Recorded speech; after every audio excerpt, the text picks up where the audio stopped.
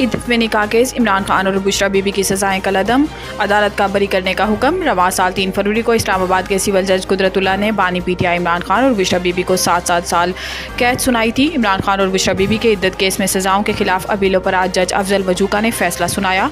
अदालत ने मुख्तसर फैसला सुनाते हुए दोनों की सजाएं कलअदम करार दे दी और बरी करने का हुक्म दिया। अदालत ने कहा कि दूसरे मुकदमे में मतलूब नहीं तो बानी पीटीआई बुशरा बीबी को फौरी रिहा किया जाए।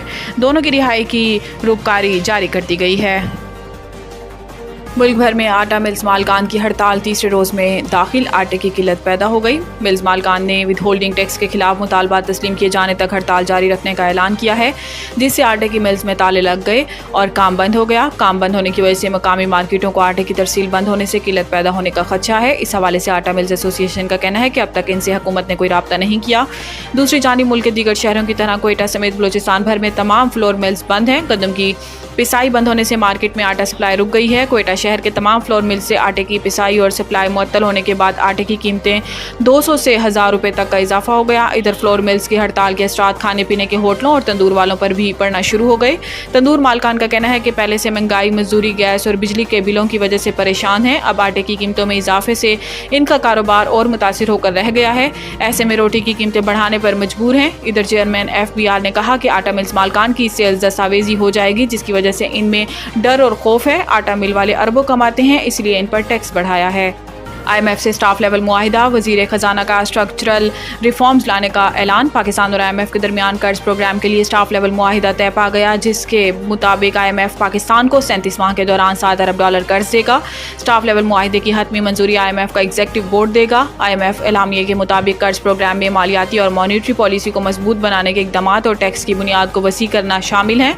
इस हवाले से वज़ीर ख़जाना मोहम्मद औरंगज़ेब ने अपने एक बयान में कहा कि IMF प्रोग्राम से पाकिस्तान में मैक्रो इकनॉमिक काम लाने में मदद मिलेगी। वज़ीर ख़जाना का कहना है कि IMF के प्रोग्राम के तहत हमें स्ट्रक्चरल रिफॉर्म्स यकीनी बनाने की ज़रूरत है।